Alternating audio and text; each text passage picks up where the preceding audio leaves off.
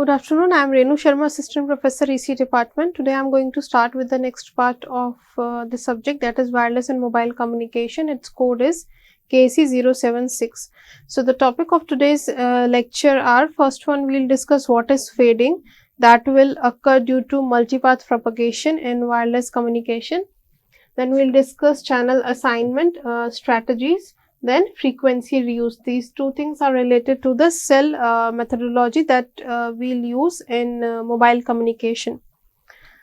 So first we'll see what is fading. Fading is basically whenever we are not having direct line of sight between the transmitter and receiver, so there will be multipath propagation will take place. Now what is multipath propagation?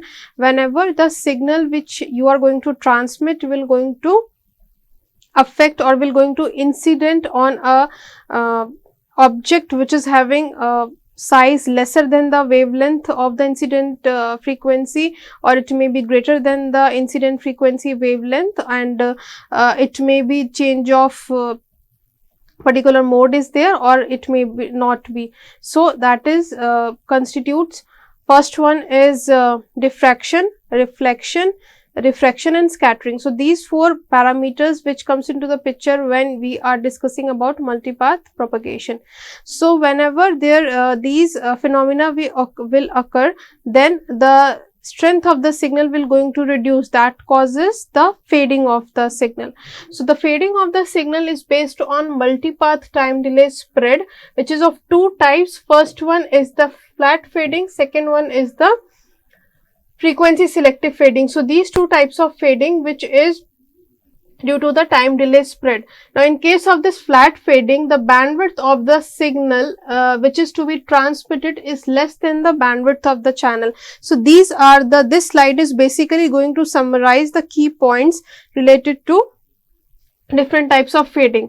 A second point related to this flat fading is delay spread is less than the symbol period. Now what is delay spread? Delay spread is basically whenever there is a delay in the transmission or in the reception of the signal, then the signal will basically going to spread. So that causes inter-symbol interference also. So that will be less as compared to the symbol period. In case of this frequency selective fading, this is the reverse of this flat fading. In this one, the bandwidth of the signal is greater than the bandwidth of the channel. Secondly, the delay spread is greater than the symbol period. So these are the two different types of fading which are there due to the time delay spread. Now the second type of fading is due to the Doppler spread. In this Doppler spread, there is fast fading and there is slow fading. In case of fast fading, first point is high Doppler spread. So basically Doppler is related to the condition when there is a movement of transmitter or receiver is there. When it is moving with a different speed, then the Doppler spread will take place. So in case of this fast fading, it has higher Doppler spread. Secondly, its coherence time is less than the symbol period. So that is also the criteria that we have to consider in fast fading. Then channel variations is faster than the baseband signal variation. So basically in case of baseband transmission, there is no use of modulator or demodulator is used. We generally use raw signal which we want to transmit. So channel variations are basically faster than the baseband signal variations. Now the slow fading, in this case it is lower delay spread. This is the reverse part of this one, that is the flat fading. Then coherence time is greater than the symbol period. So that is also the case for slow fading. Then channel variations are smaller than the baseband signal variation. So likewise in case of fast fading, the channel variations is faster. In case of the slow fading, the channel variations are smaller as compared to the baseband signal variation, which means the characteristics of the signal will change at a higher speed or lower speed as compared to the signal input signal which has to be transmitted over the channel. So this is the correct these are the different categories of fading depending on the time delay spread and the Doppler delay spread. Next one is, this is the description of flat fading. This occurs when the amplitude of the received signal changes with time. For example, the Rayleigh distribution.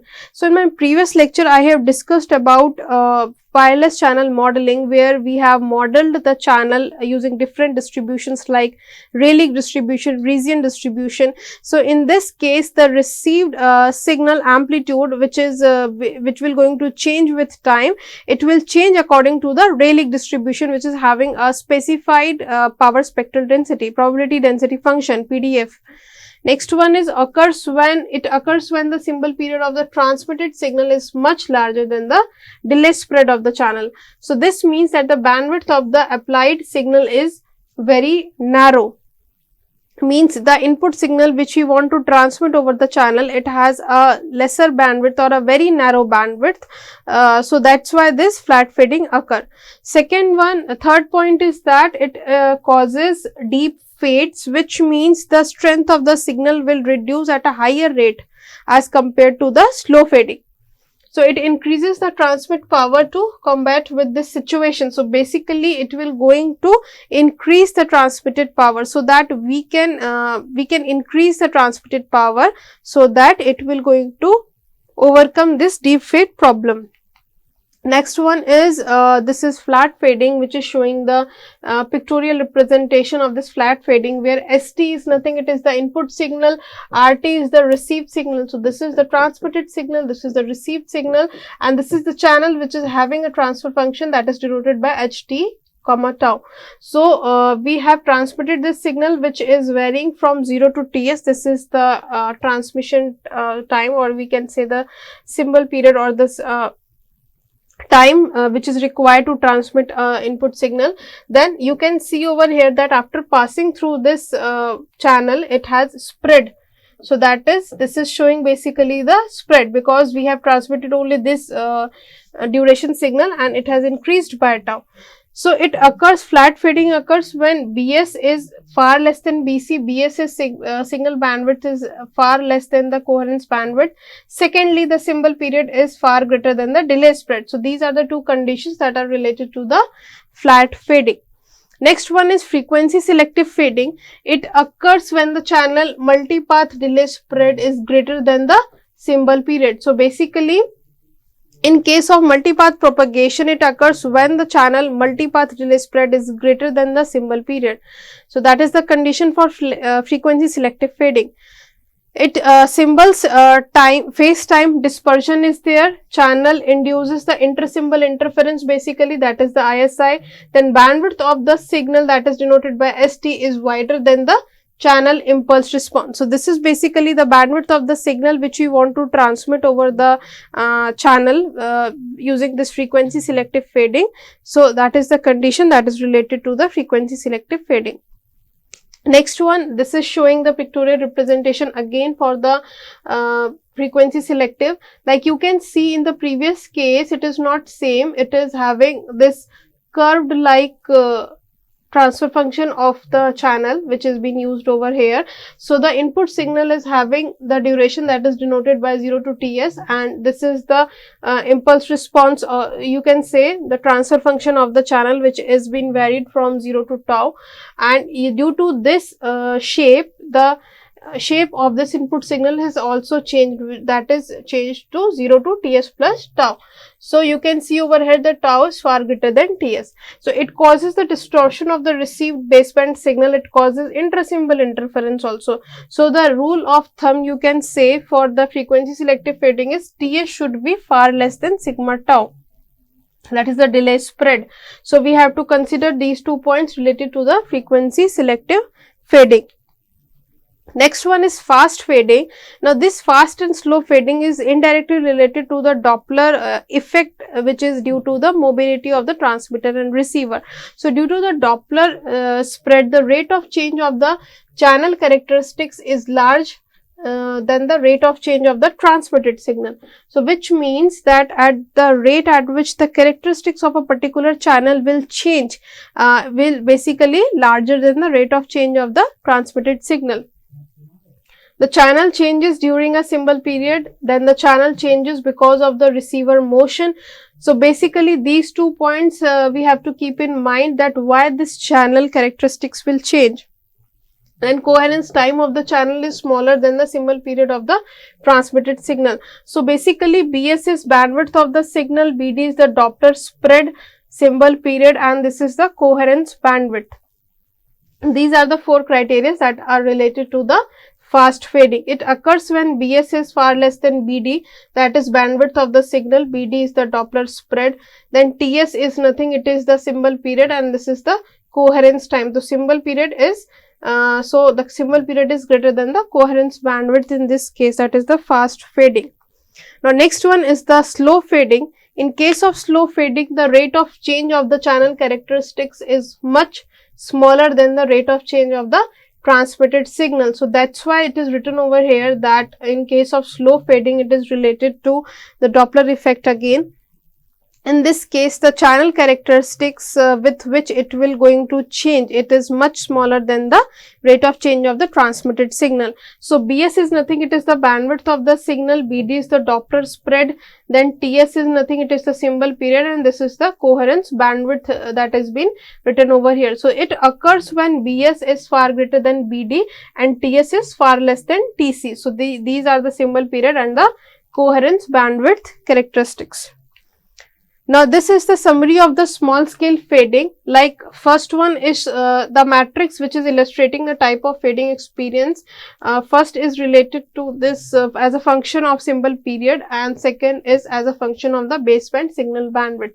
Now you can see over here that depending on the symbol period, it is defined as fast, frequency, flat fading, and frequency selective fading, again depending on the different parameter values. So this is the summary of the small scale fading. Now next is the channel assignment. Now from here onwards we will going to discuss about the cell architecture which is having this shape, which is a hexagonal type of shape. Now how this channel is assigned to these cells. Channel is basically the set of frequencies, because in case of mobile communication we are dealing with the full duplex communication. In full duplex communication we require a pair of channel or pair of frequencies, one from the base station to the mobile and other for the mobile to base station. So two pair of frequencies have to be allocated to a set of transmitter and receiver. So in which manner we have to assign these frequencies? Like for the efficient utilization of the radio spectrum frequency reuse techniques we have to use. So to achieve this, we divided this channel assignment strategy into fixed channel assignment and dynamic channel assignment. In case of this fixed channel assignment, each cell is allocated a predetermined set of voice channels. So basically there are two types of channel. First one is voice channel, another is the control channel. In case of voice channel, it is required to transmit the voice signals, means if we want to talk, then voice signals will be transmitted through this voice channel, and this control channel is basically used to transmit the control signals like the synchronization information or any other information. If you want to add with the voice signal, then you can use this control channel. So in case of fixed channel assignment, we basically used to allocate the set of channel to which is predetermined set of channel. It can be used during the communication, it cannot be used during the communication. When it is not used, then we can consider it is in the ideal condition. So any call attempted within the cell can only be served by the unused channel in that particular cell. So if the channel in that cell are occupied, the call is dropped and the subscriber does not receive any kind of service. So this is the main problem with this fixed channel assignment. Another thing is that several variations of the fixed assignment strategies will exist. Like one approach is called borrowing strategy. Like what is borrowing? Like if I have allocated 5 kilohertz of frequency for the particular cell for assigned, it is fixed, and I require again 5 kilohertz of frequency. So that which means it can be accomplished by borrowing the set of frequencies from another user cell. So that is the condition for borrowing strategy. So a cell is allowed to borrow the channels from neighboring cell if all it is own channel are already occupied. So in this situation, the MSC, that is the mobile switching center, will going to lead or will going to supervise that how this borrowing operation will take place. Now next one is dynamic channel assignment. In case of dynamic channel, it allocates on the demand. It will not going to allocate permanently. The set of frequencies, set of channels will not be allocated permanently to the system. So instead, each time a call request is made, the serving base station request a channel from the MSC, that is the mobile switching center. It then allocates a channel to the requested call following an algorithm that takes into account the basic criteria, like first one is the likelihood of future blocking within a cell, frequency of use of the candidate channel. Candidate channel means the particular user which wants to use the set of frequency. Then reuse distance of channel we have to consider. Then cost function. Cost is very important, like if we are allocating the particular set of channel again and again, then what is the cost of reusing? So in case of reuse, the cost will definitely going to reduce because we are reusing the set of frequencies again. Next is real time data channel occupancy. Traffic distribution. Traffic distribution is very important to visualize when there is congestion.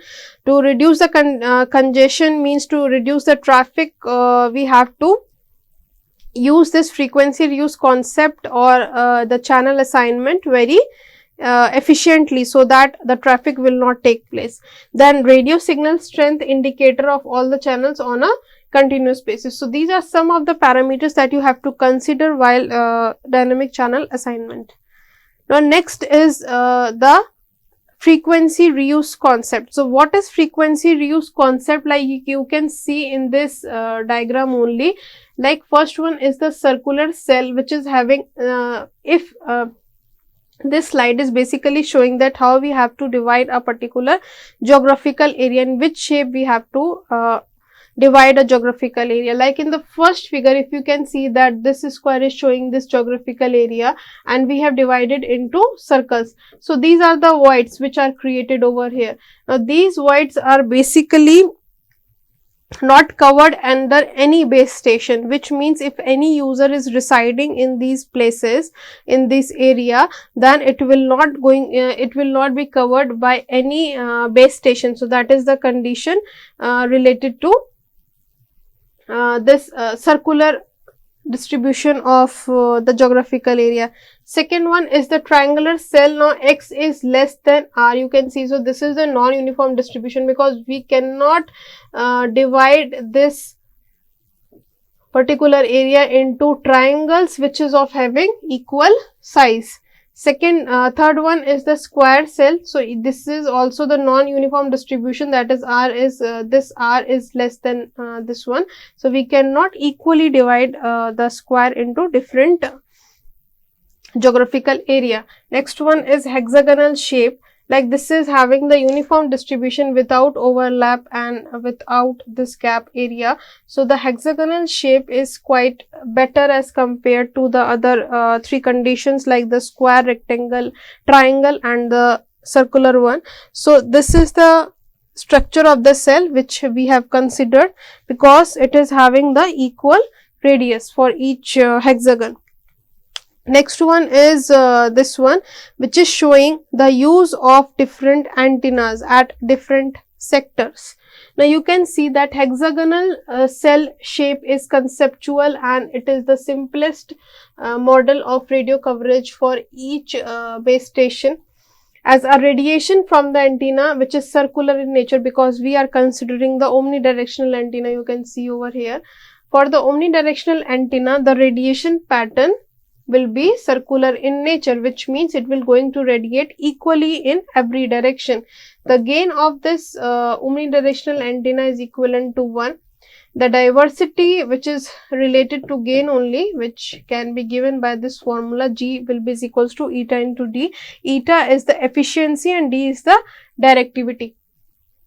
So if G is equals to 1, then for 100% efficient system, the directivity should always be equal to 1 in case of omnidirectional antenna only. Now, omnidirectional antenna can be installed at the center of the cell, like this is the center excited cell and this is the edge excited cell. If we are placing the omnidirectional antenna at the edges, then we have to put at 3 edges of the hexagon so that it will cover equal sectors. This is the sectored directional antenna. It will going to cover equal sectors, so 3 antennas are required.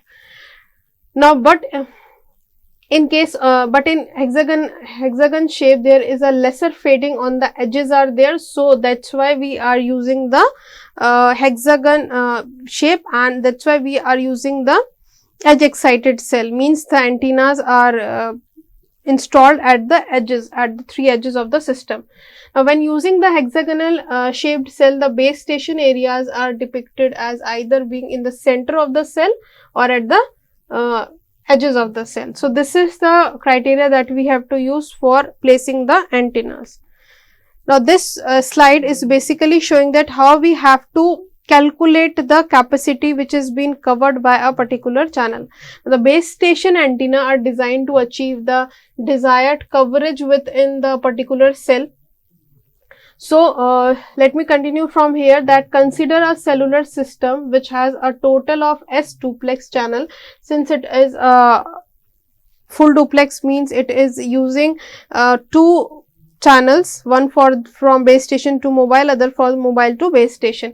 Now, if each cell is allocated a group of K channels, and if S channel are divided among N cells into unique and disjoint channel groups, then in a cluster it can be written as S is equals to K into N. K means the group of channels which is allocated a set of channels. Then if it is considered that M times this particular cell has been repeated, then the formula will become C is equals to MKN. So, this formula is basically deciding the capacity of a cellular system, which is directly proportional to the number of times a cluster is replicated. So, this is all about the frequency reuse.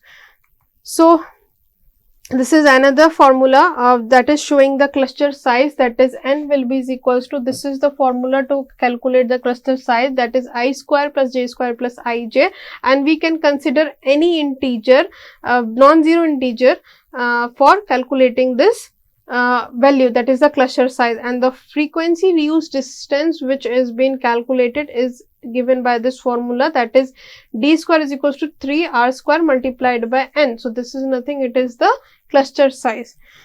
So, in this lecture we have discussed about the frequency reuse concept, then channel assignment strategy, and previously we have discussed about fading.